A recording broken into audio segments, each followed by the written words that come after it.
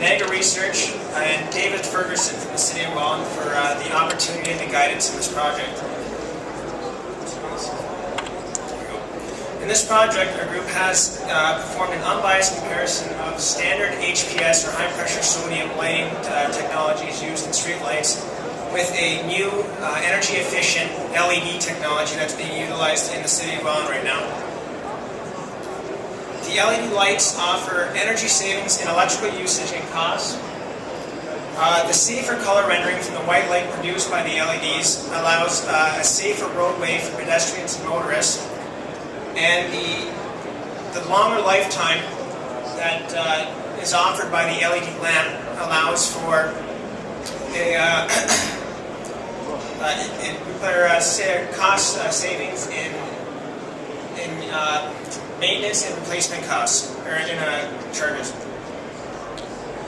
The projects have spanned over 8 months. In our initial 4 months between September and December, we spent the time doing research and development on processes and procedures, as well as experiments to do our own research on the 2 different light sources.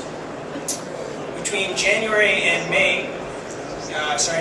April, we spent time doing our own research and coming up with our own conclusions, and we were checking those with the results of research that we had found previously. Our field test had us out in the City of Welland on Fifth Street, Clare Avenue, looking at both LED and HPS lights that were already installed in the city at 3 o'clock in the morning. During this test, we looked at the coverage area that each light was covering. The HPS actually proved to cover more area than the LED being used there in the retrofit application.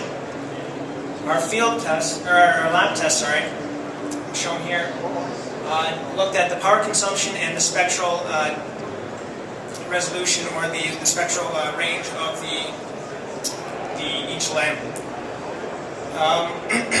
In our top right graph here, you see the 2 green lines. Those are our LED lamps. That shows the lower current draw as well as the instant stabilization time from the lamp. The red and orange lines show the higher energy consumption of the HPS lamp, as well as the long stabilization time for the lamp to start. In our bottom left graph, we look at a graph of intensity versus wavelength from each source.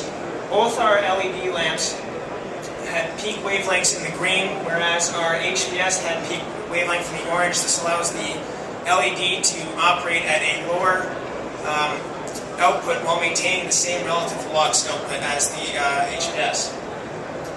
We had our beam profiler that we designed that was looking at the cutoff of each light. Our LED showed to have a cutoff, or a divergence of 105 degrees, which is well below the cutoff. During this project, we have been able to develop our professional skills as we worked alongside industry, municipality, and our faculty leaders at the school. During this process, we looked at, we had meetings, presentations, and professional correspondence with emails and phone calls. Our dedication to this project allowed us to reach all of the goals that we had set out to meet in September. Our research will be available for all intended municipalities and any industry looking for an energy-efficient lighting solution. The research will raise awareness to energy-efficient and cost-effective lighting solutions. Our processes and tests are fully available so that other municipalities can test or go through the test themselves for newer technology or newer LED technologies that are being implemented or being released.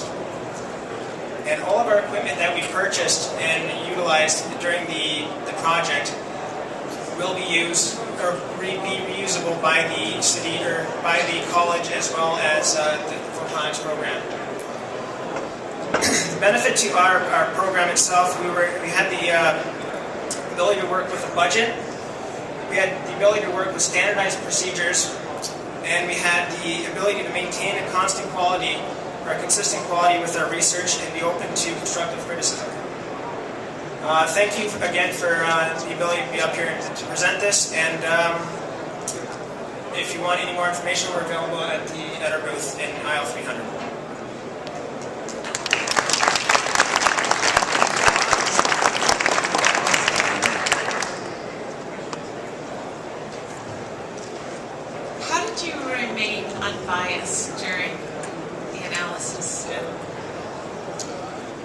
person, our industry partner, gave us information and certain files in an attempt to have full analysis with every test that we did. It didn't give us any kind of information to skew, as in any kind of results from before, or anything that would kind of say he's pushing LED lamps over HPS lamps. So every test that we did was concluded with both systems, and we did equal research of each one to say what are the pros, what are the cons, and what are the benefits. And that was able to be tested properly with especially with the field tests, where we were able to conduct them with both HPS and LED lamps in the field. We were able to get a design and show it to the City of Welland, and even maybe possibly to the council. This is what's being done with HPS, but this is what LED could possibly offer if it is deemed new technology to be